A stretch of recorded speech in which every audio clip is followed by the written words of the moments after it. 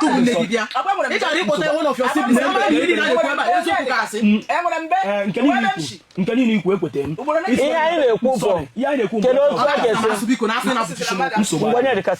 Nke nwoke unu na-afụ ebe atụbalụ nke nwaanyị ime kama o meghe ego nke nwaanyị mana nke nwaanyị nọ n'ụlọ bi wee bunye be afọ ime nke nwaanyị wee mụọ nwa ife na-esezi okwu kịta abụ na nke nwaanyị sị na nke nwoke ama mbịazi na-afụ ya bụ nwa na onwezi ife gbasatara ya na nwa mama nke nwaanyị wee hole eze ntutu wee taa wee sị na o mechaa nke nwoke anụnwa ife nke nwoke na-ayọfa ka ọ bịa na-afụ nwa na-enye nwa ego faju si ya abịazina na nwa abụghọzi nwa ya nke bụ na mama nke nwaanyị na ife ị na-ajụ ya na akamụ die ka eji wee mụ ya bụ nwa na ọkwa akamụ nke nwoke na ife ọsọkwa onye bụrụ na nke nwoke ebụkwana ya mụrụ ya bụ nwa na-enwere ike faju na nke nwoke aya bịafụ nwa na-enwere ike ya bụ nwa too echi niile o sị na ọ chọrọ nna ya na o nwekwa ife aya emechata ya bụ ife na fa hapụ nke nwoke ka ọ na-enyefe ego nwa bịa na-afụ nwa fakwechiri si na fa aya ekwe nke bụ na ife ị na-ajụzi mama nke nwaanyị nọ mgbe nwa ya na nke nwoke agbara iche na mmadụ bụ egwu n'okwu n'obi aṅụrị ka fa ji wee menya bụ ife na-agbanyezikwa na kịta na fa na-enwezi katakata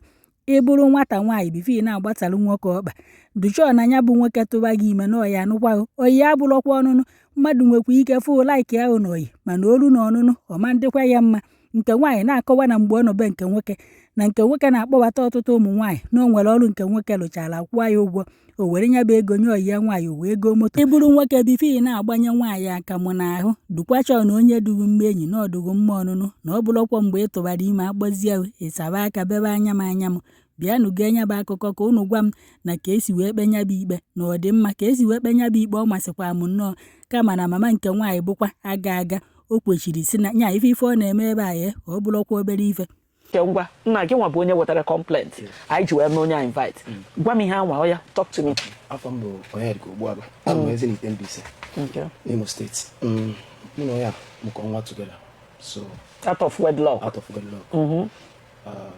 during the period when her mother was not aware she was pregnant. Even her father was not aware.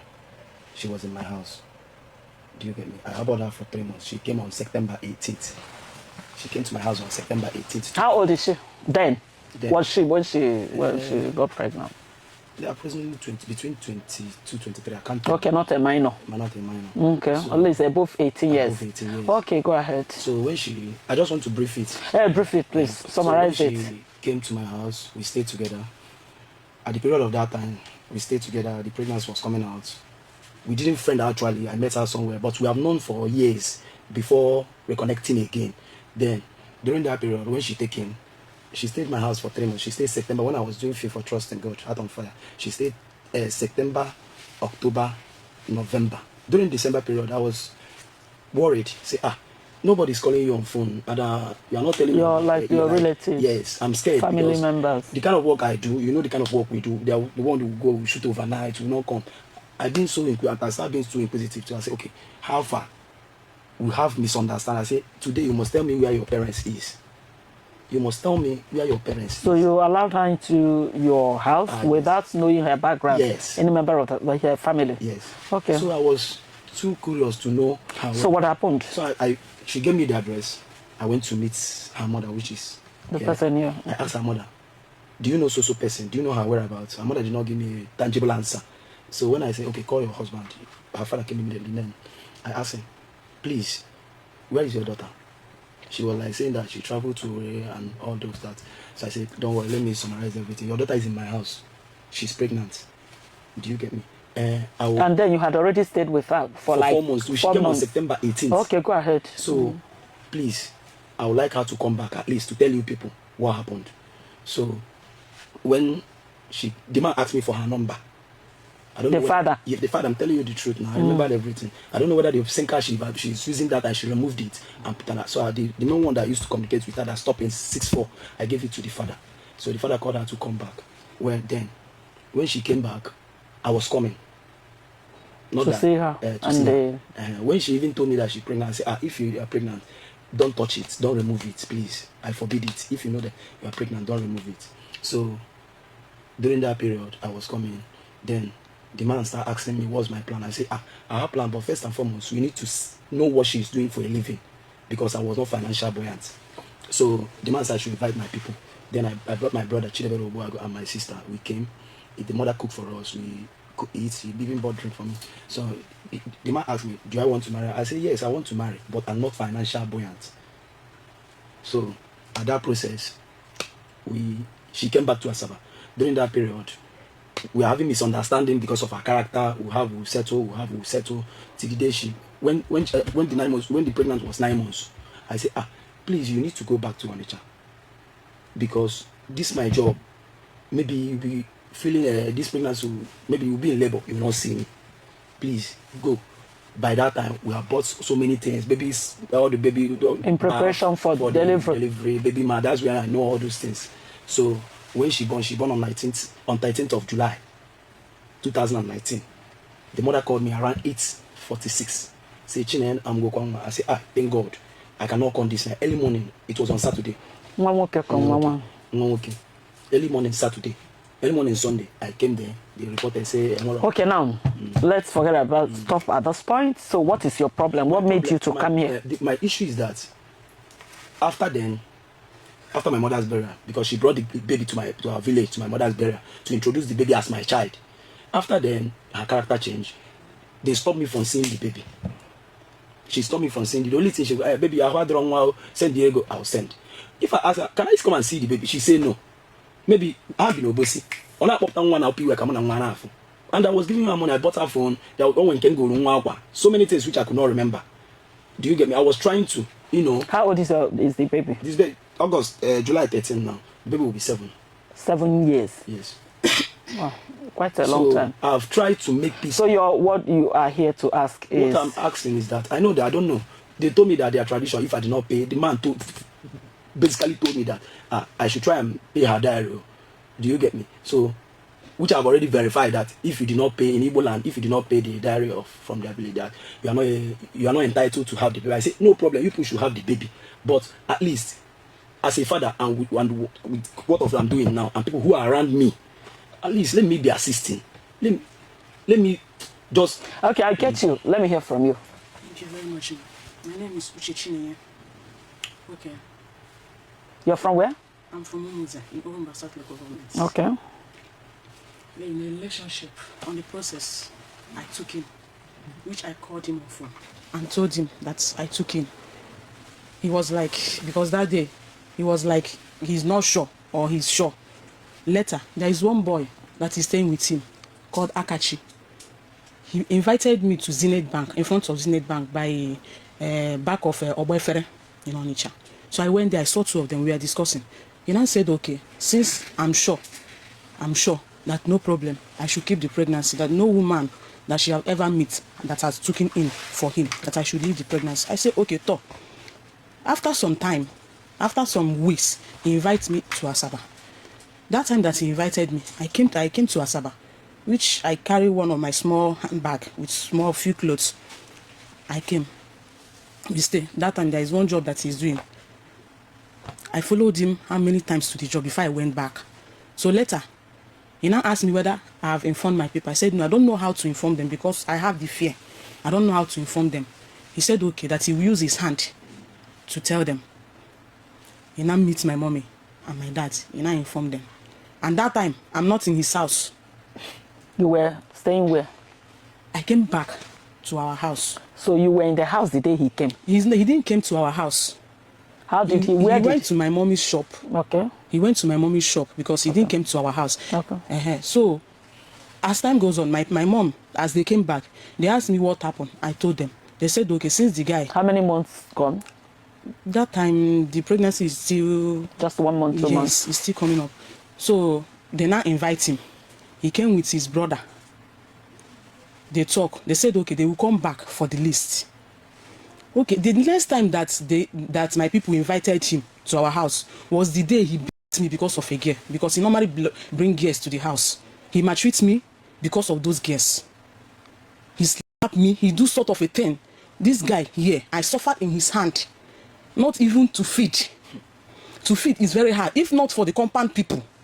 Was he giving you something before? Was he taking care of you? He was not taking care of me. So how come you allowed him to impregnate you? The thing just happened. I don't know. Because I called it is a mistake. The thing just happened. I don't know. to be honest with you. Not a mistake. Go ahead. Okay, I didn't talk when you were talking. Please allow me. So, ma, there is a lady called Chisum and the other woman, Mommy Favor.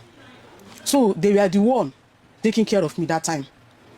Okay, before he started giving me the day he started giving me money for antenatal, even food, is the day that there is one girl called Chinaza. The girl, he carried the girl with the load to the house.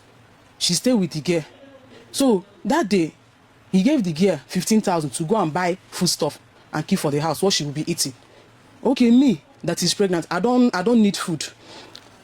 It's those two women that called him, that talked to the girl. The girl now called him, Onyedika, I don't know how to cook. And true, the girl don't know how to cook.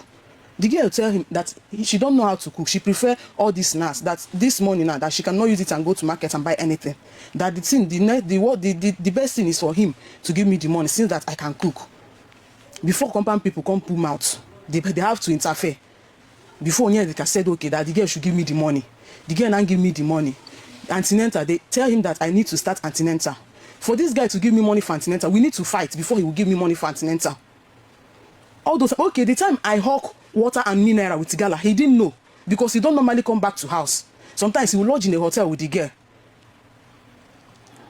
I will be, as in, even to the stage of my pregnancy, I even start selling corn, roasting corn. He don't know that I do all those businesses for me to eat. Some of the baby things, I bought it with my money. The day that he bought some of the baby things was, the things that he bought was bath, Pampers, Ditto, and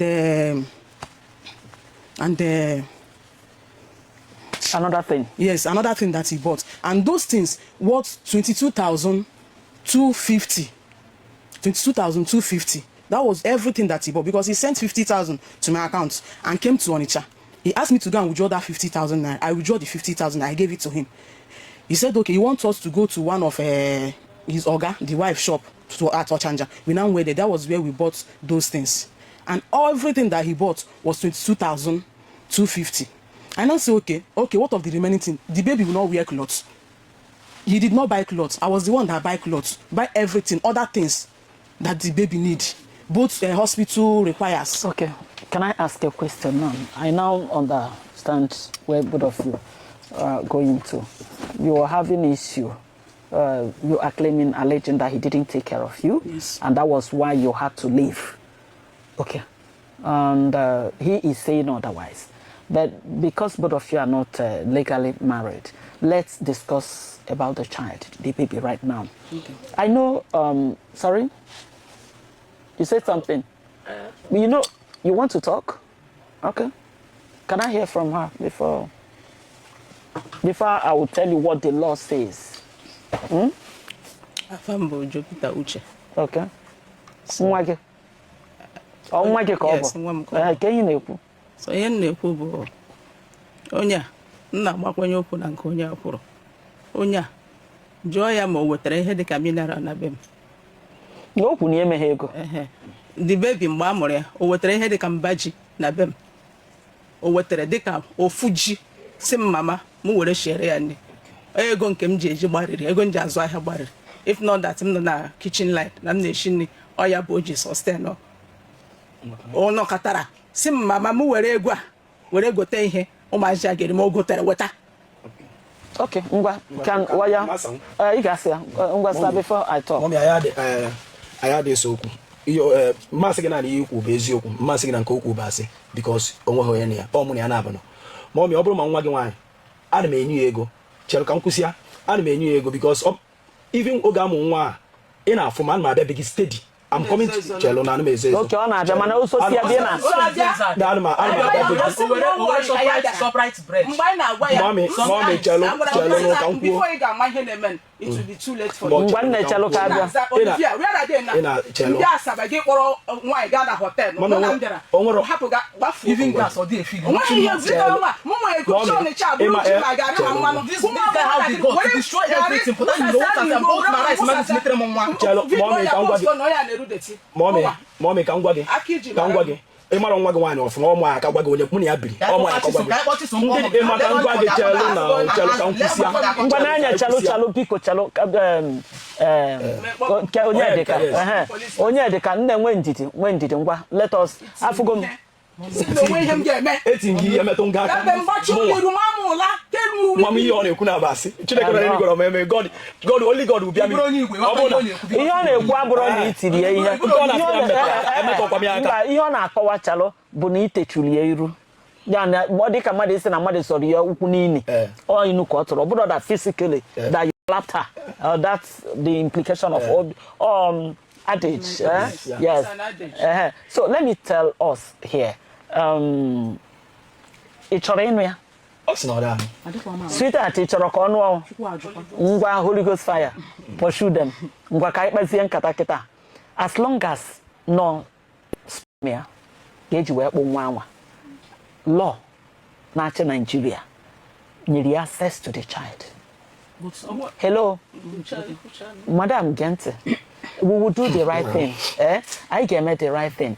Ọ ga na-afụ nwa anwa ọ ga-enwe na-eweta ego ekeji na-enye nwa aka ya nwasikwa ọgbụkwụ na nwa ga-anọbụ unu nwa nọrọ na ya nwere issue with that.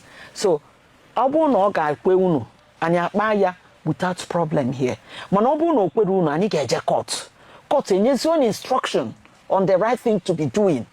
O nwere mgbe anyị ga-ekwukata okwu si onye dịka kpọrọ nwa anyị anaghị ekwu ebe a. It's not what I'm saying. Mana ọ ga-enwe access ọ ga-afụ nwa ya na-afụ ya. Maybe anyị ekwu na onwe efe maybe once in a month ọbịa fụ nwa onwe efe 3 times in 3 months ọbịa fụ nwa. Mommy Gente, this is the what the law says. Eje court kịta anụwa court nye instruction unu ụjụ unu agaba prison ọ ihe na-eresi eme ihe court awụ m onye uvume. So I know what I am saying. Amakwu m omenala ndụ side ebe anyị mana ihe wụ omenala bekee meziri n'ụdị nke ha ọ iwu ndụ bekee ka a ji eso. We have to follow what the law Nigerian law supersedes nke Anambra supersedes nke obodo. So we must have to do the right thing. I can't tell you to hand over your baby to him. I won't do that. But I must insist in advising you that he must be seeing his baby. And ogenya kanazo nwa. Anya no deba aketa, but let us discuss. How much are you going to be bringing for the upkeep of the child? Manobo no kwona what we are saying is wrong, then we'll stop it here. So can you hear again? Chalo kai no nwata kele. Nwani ben chalo ka nwata kele ku okwu. In the first place, after the childbirth of the boy, onye agbawaro. Hapụta sie ntini na. So now the kama goron de ba ya ahia. Mani ya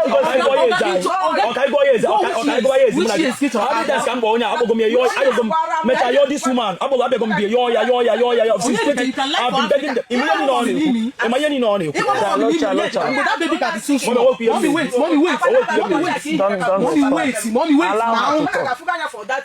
Mommy wait. Yes, I have mommy picture there. Yes. Mommy wait. Madam Chere, don't say that. She's still single. Mommy Chere, onye aketa. Okpogo mmadu one. Abia meetie m. Yo mo. Mpụta mụ na onye etupu aye etupuru. Kwuo ka a ga-esi wee because enwego anything no bụ onye achọ ka ọ gakọ between two of us. All through me. Of course. Ko bi ndị ba ga-esi wee lotu. Mbiakwute onye anụwa. Ọkpọ nke mo a na-akpọ mom n'imi. Abia etupuru ekwube ji okwu. Osi m je me nkwayari meche nkwayari gwa onye a osi na mom mini jikwe we si ya na onye mega ahụ mmeju na onye mega na mama use ya jekwu ndị bai. Hello, ka ira pusie mama mimi mama mi onye emeka m ihe mom ndo onne m nwa m ka ihe na-ekwu kedu ihe anyị ga-emeketa na law ka anyị mee ihe ga bụ uru. Let us you because you guys are not amama ngasi no na dey compatible. Onye ona ga na onye dị ka ya enwe ndidi. Owere one Ghana threat no that na ya ejimo to bia buru mu omugo di chinaza were Sharon were ya Ghana threat no man of last year mo agba nwa ga were ya na threat no mo sim that no ye mechecha mi iye na bo na matter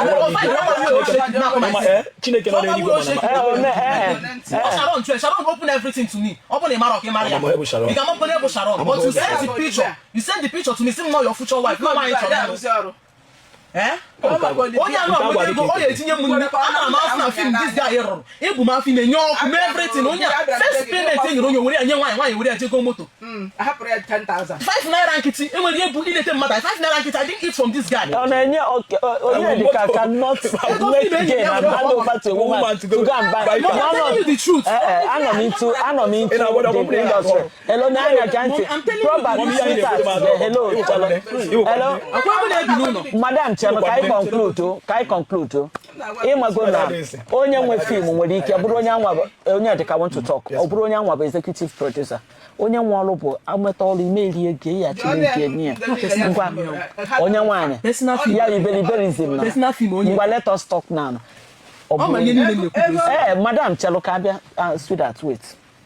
Now, ego one ka na-eweta Onyedika gwa anyị ifile na Onyedika will accept na ya eweta and at the end of the day he wouldn't bring. I want you. Okay, dobe. Okay. You might hear mere una chọrọ ka ije court. Let's forget because it's like I'm waste. Ihe na ngwa gị go to your home. Onye ga-ekwu ego na oga na-eweta for oge ji na-eneta nwanya. Unu mechezi unu abịa. Okay, chemo ebe akita. Ebe o ga-ekwu ego na Onyedika ga na-eweta. Oyi were ego anwe bịa dobe ebe a. Ibe ha dị ya over ebe a. This girl abịa ebe a sign the money. Ka make sure na ị gaghị asị na eweta ma ga eweta na.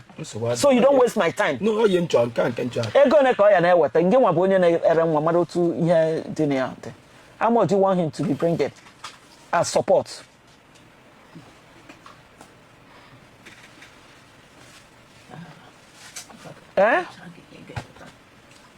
Madam, ime emechi ya ihe.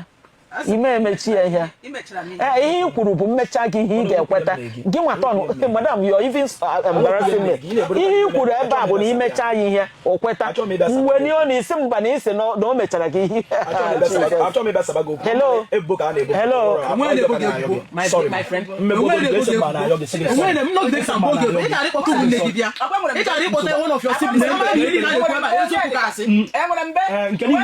Nke niile ikwu ekwete m. Ihe anyị na-ekwu bụ kedu otu a ga-esi Onyedika sit down. Ngwa nne ị kwetara ihe anyị kwuru. Mommy, never gị nke bụ eziokwu. I respect you so much because this is not the first it's not the first time I'm I've been seeing you on television, being up a show on television, and I've been hearing of if you be now. Today come from the one in person. Even the time my dad was saying able 1 year wine. You see, okay, no problem. So our work can be about Goku, but Onya na ana na-ekwu okwu n'unu na-anọ. Ana-akwa m ekwu okwu iduru nwa. Ihe anyị na-ekwu na o nwere right. Enyego m onya. Mba nke a dịzi iche. Forget okwifu agha niile anwụ afụfụ niile anyị tara mgba gbosasie ya. At least you've been following me. Mgbe na-alụkwu na television enweghị ka mụbeghị na menage. Aga amụ gị ọ na ABS because you are a small girl. Mgbe anwụ adị m 26 years. Where be all na menage. So now, at least you can eat the shon, eat the safe where no. Ni hai ne kubo. Ngwa, akwa mugo nwa, nsogbu ado. Madam anya zina ni isi no. You know kwa numbo onya na onya chere me mmelo. Hana kwa na ese okwu wee je na ife dị ndị ọcha. Madam chelo, take ni too personal. Ụzọ eji nwa, ihe niile a na-eme kịta, nwa nwere ike to echi insist ya na ya yafu amonya bụ nne ya. Afụ ni onwekwa ihe emetie o. I know our modern world. The sooner you know it and realize it, the better for you. Mommy, check up. Hey, hello, no, don't talk. You talk, you're gonna go to speak, no. Yes, ma'am. And then we know him now. Allow him. Echini ne what I want to say, and I want to be with you. One nature, what I only the can we can worry one, more mazing here, but very organ, no one, and why no man no one, or get a corner to Salomon studio. No, to 1 year, no never abroad mafia. You know, Chikorati, now your hanky, please. So, give what the modern. I know you are understanding me. I don't blame her. Yamagana, a put to do rumba, you know, anywhere culture ban, and anywhere here culture. But that notwithstanding, Kaida Bona, Emma Yaketa Hajo, Onyedika, through this organization, I ever court, Ejero courts, and your Bobby water, no. Let us do the needful and allow God to decide. Dear Jamie, Obaro Onyedika do Nima, Onyedika Magaga, Obaria do Kwaka, Obaramwa do Kwaka. He should not be allowed to just go free.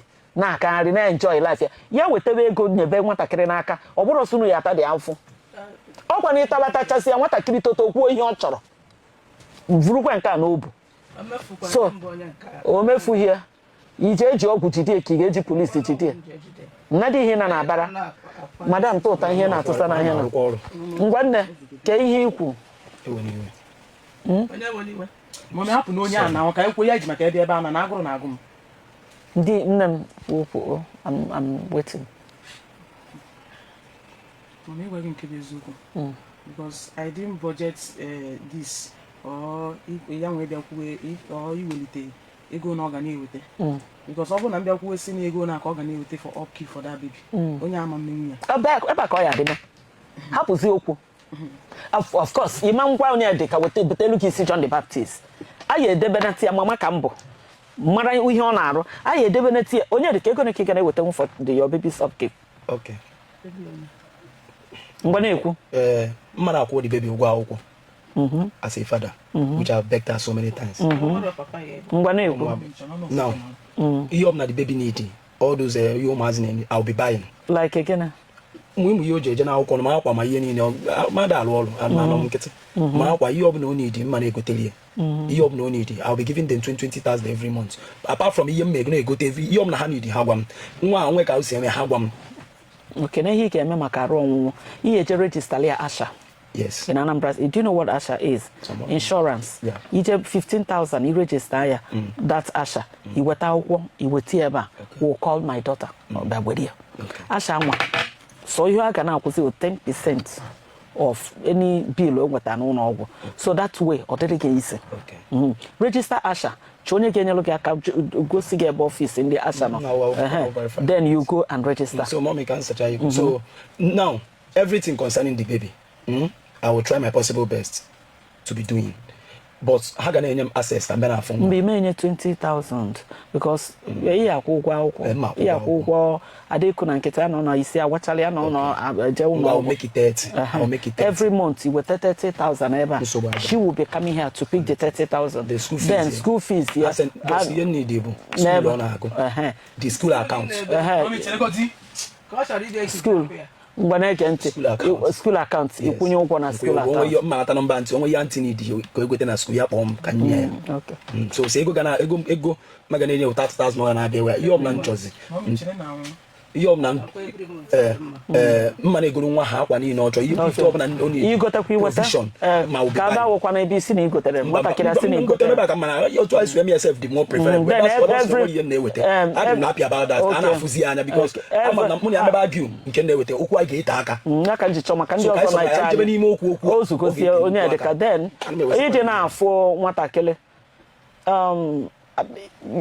ama m na onwe ka ọlụ ndị movie asị adị ya na-emenwu ya maybe 2 months yifu nwa gị 2 months ebukana so each one every month if it's 3 times a month no the inwezi ọlụ enwe m ọrụ ka ọ bụ na nwa nkọ enwe ihe na Israel onye dị ka nwe ihe ọ na-alụ every month. Yeah. Okay, no problem.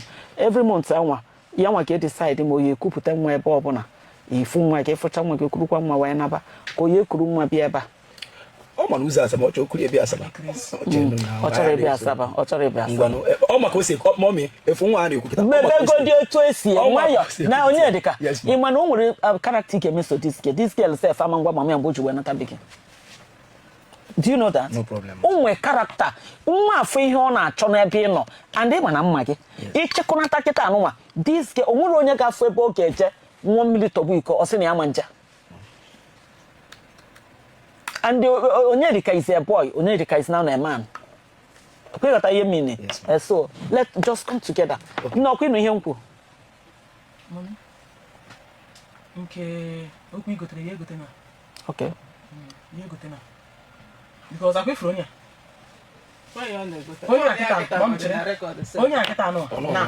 But the type of o go tere gi pencil na. O ga-eji am video call gba the whole world. No go tere pencil. And not Chineke on the genius. You need from here. Ogote ofu yogote. Ogasi no go 1 million. Does it matter? The most important thing no woman e mụrụ nwa. The most important thing bụ na ihe a mụrụ bụ nwa na-eku ume. And no ọ bụ na ogote nke ụwa niile, ya gote be m ya kwube. Ego wa eji eneta nwa anya. Ị ga na-abịa ebe a na-ewere ya.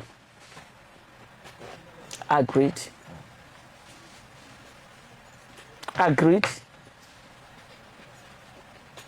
Eh? Ngunu geje ka sign ya ebe ni. Je kwa ha kwiyot ihe mpo. 1. Onye dika gana afụ nwa once in a month. Onye dika gana weta 30,000. Ọ gana weta eba. Onwe ihe ogotelu nwa emena video once ni na eme. Ọ bụ na evidence ka ị na-achọ. Evidence bụ ebe a. Were ihe debe ebe a nwa.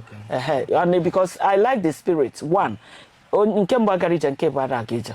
Ineta nwaanyị ọ bụ gị nwa ọ bụrụ gị nwa. Neta nwaanyị like ọ bụ godi no soro gị na be nna gị. Ineta nwatakịrị anya tomorrow. Ndị nke ya amụkwa na be gị. God isikwa na otu isi neta onye a wee bless ya gị.